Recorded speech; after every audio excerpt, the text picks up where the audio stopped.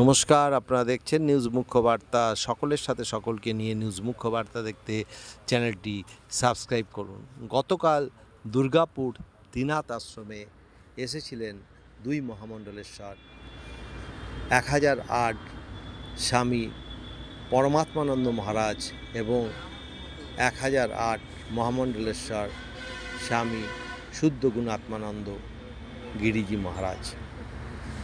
দুর্গাপুর ত্রিনাথ আশ্রমের পীঠাধীশ্বর রাষ্ট্রীয় সচিব শ্রী মহন্ত রঞ্জিতানন্দ গিরিজি মহারাজ সহ অন্যান্য মহারাজরা এই দুই মহামণ্ডলেশ্বরকে বিশেষভাবে স্বাগত জানান এবং রাষ্ট্রীয় সচিব শ্রী মহন্ত রঞ্জিতানন্দ গিরিজি মহারাজের সঙ্গে পরমাত্মানন্দ মহারাজ এবং শুদ্ধ গুণাত্মানন্দজি মহারাজ হিন্দু ধর্মের প্রচার ও প্রসারের উদ্দেশ্যে এক বিশেষ সাক্ষাৎকারে মিলিত হন। বিশেষ সাক্ষাৎকারের পর দুই মহারাজ এবং রাষ্ট্রীয় সচিব শ্রী মহন্ত রঞ্জিতানন্দ গিরিজি মহারাজ মুখ্যবার্তাকে এই সাক্ষাৎকারের উদ্দেশ্য সম্বন্ধে জানান। Bureau report news Mukhyabarta. Trinath আশ্রমে উনি এসছেন, ওনাকে স্বাগত জানাই, হার্দিক অভিনন্দন জানাই।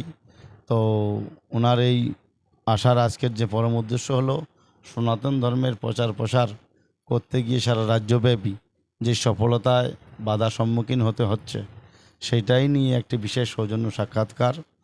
আর ওনার এই আশাতে আমি মনে করি আমাদের সংঘবদ্ধ হওয়ায় আগামী দিনে ভবিষ্যতে সারা বাংলাই নয়, সারা ভারতবর্ষ এবং সারা পৃথিবী জুড়ে সনাতন ধর্মের প্রচারে যদি কোথাও কোনো বাধা আসে সেটা আমরা সমাধান করে এগিয়ে যাব বলে আমার বিশ্বাস।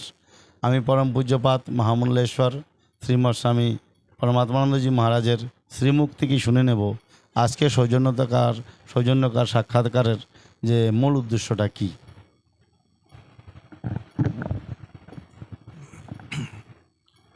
ধর্মস্য তত্ত্ব নিহিত গুহায়াম মহাজন যেন গত সপন্থা।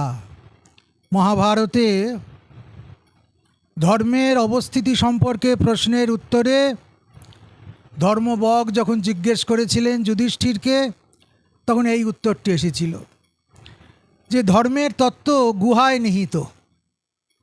অনেক রকমের বেদ, অনেক রকমের মুনি, কারোর সাথে কারোর মিল নেই, কারোর সঙ্গে কারোর মতবাদের সামঞ্জস্য নেই। বেদা বিভিন্না স্মৃতয়ও বিভিন্না নাশও মুনির যস্য মতং ন ভিন্নম। এমন দুটো সাধুকে পাওয়া যাবে না যারা একই কথা বলছে। প্রত্যেকে তাদের স্ব উপলব্ধি থেকে সত্যকে প্রত্যক্ষ করেছেন এবং তাদের মত দিয়েছেন, যেগুলো আপাত বিরুদ্ধ। তাহলে আমরা সাধারণ মানুষ কোথায় যাব? কোনটা ধর্ম, কোনটা অধর্ম, কি পালনীয়, কি পালনীয় নয়, কোথায় ধর্মের তত্ত্ব নিহিত আছে আমরা বুঝবো কী করে? তার সিদ্ধান্ত করেছেন ধর্মরাজ, মহাজন যেন গত সপন্থা। মহাজন মহাপুরুষরা যে পথে গমন করে সত্যকে পেয়েছেন, সেই মহাপুরুষদের জীবন অনুসন্ধানই হচ্ছে ধর্মপথে লাভ করবার সবচেয়ে শ্রেষ্ঠ উপায়। আজকে আমরা সেই সত্যকে পাবার জন্য ঘর ছেড়েছি, পথকে আপন করেছি এবং দুর্গাপুর ত্রিনাথ আশ্রমে পবিত্র সন্তমূর্তি রঞ্জিতানন্দ গিরির কাছে ছুটে এসেছি সেই বুভুক্ষা নিয়ে।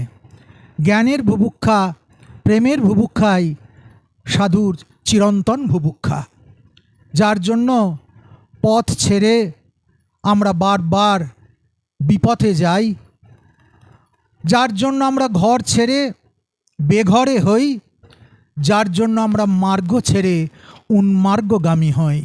এ খ্যাপার হাট বাজার, শাক্ত সাধকেরা বলেছে। আসলে ভারতবর্ষের বর্তমান যে পরিস্থিতি, সনাতন ধর্মের যে সংকট, সেই সংকট থেকে মুক্তির এক এবং একমাত্র উপায় সন্তরা যদি এগিয়ে আসে। তাদেরকে জঙ্গম তীর্থ বলেছে শাস্ত্র। আমরা তীর্থে গেলে তার ফল পরে পেতে পারি। তীর্থের মহিমা, তীর্থে দেবতার আশীর্বাদ যেদিন আমাদের ওপর পড়বে সেদিন আমরা তীর্থের ফল পাবো, আর আশীর্বাদ না পড়লে ফল নাও পেতে পারি।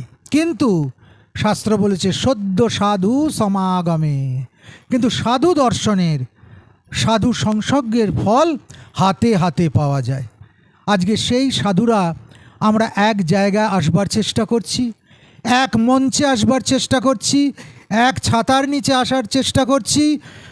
যে ভারতের স্বপ্ন বৈদিক ঋষিরা দেখেছিলেন, তারা বলেছিলেন যত্র বিশ্বম্ভবতী এক নিরম, সারা পৃথিবী জুড়ে একটা পরিবার, একটা সংসার। আমরা ছোট ছোট সংসারগুলো ভেঙে দিয়ে সারা পৃথিবীব্যাপী একটা বড় সংসারের কথা ভাবছি, যে সংসারে পর কেউ নেই, সবাই আপন। একজন পড়ে গেলে আরেকজন স্নেহে, মমতায়, দায়িত্বে তার পাশে গিয়ে দাঁড়াবে। সে শুধু মানুষ নয়, মানুষ থেকে কীট পতঙ্গ পর্যন্ত প্রাণের সঙ্গে প্রাণের মিলন, চেতনার সঙ্গে চেতনার মিলন। যেখানে বৈদিক যে ভারতবর্ষ, বৈশ্বিক চিন্তার যে উদ্ভব, বিশ্বব্যাপী বিকাশ এবং প্রগতির যে চিন্তন, তাকেই এক করবার জন্য আজকে আমরা এখানে একত্রিত হয়েছি। আমার সঙ্গে রয়েছেন জুনা আখাড়ার পূজ্যপাদ শুদ্ধ গুণাত্মানন্দজি মহারাজ। উনিও এবছর কুম্ভে, মহাকুম্ভে মহামণ্ডলেশ্বর পট্টাভিষেকে এই পদে আহরণ করেছেন। আমরা সবাই মিলে একটাই চেষ্টা করছি, মানুষের দুঃখ, তার দৈন্য, তার অন্তরের জ্বালা, চোখের অশ্রু কি করে মুছিয়ে দেওয়া যায়, কি করে বিভাসিত পৃথিবীর অধিবাসী করে তোলা যায় মানুষকে। সেই অভিসারে, সেই অভিযাত্রার দিকেই আজকে আমাদের এখানকার একত্রিত হওয়া। শান্তি, শান্তি, শান্তি। জয় মা জয়। আমরা আজ যে এখানে তিনজনে একত্রিত হয়েছি, তার উদ্দেশ্য প্রথমেই আমরা মহারাজের মুখেও শুনেছি যে ধর্মের রক্ষার এবং তার প্রচার এবং তার প্রসার, এই উদ্দেশ্যেই আমাদের একত্রিত হওয়া। আর যেহেতু আমরা মহামণ্ডলেশ্বর রয়েছি, আখড়া দ্বারা বিশেষ বিশেষ পদাধিকারী হয়েছি, আখড়া তো এমনি এমনি মুখটা দেখে আমাদের পদ দেয়নি, কিছু কাজ করার জন্য দিয়েছে। সেই কাজটা যাতে আমরা করতে পারি এবং কাজটা করতে যে বাধার সম্মুখীনগুলো হচ্ছি, সেই বাধাগুলোকে যাতে অতিক্রম করতে পারি, সেই অতিক্রম করার জন্যই আমরা এক হয়েছি, যাতে সমবেত শক্তি দিয়ে সেগুলোকে পার করে আমরা সামনের দিকে এগোতে পারি। তো সেই জন্যই আজকের আমাদের এখানে একত্রিত হওয়া, এক জায়গায় আসা এবং সামনের এগিয়ে যাওয়ার জন্য যে পথ, সেই পথগুলোকে খুঁজে বের করার জন্যই আমরা একসঙ্গে হয়েছি আজকে। জয় মা জয়।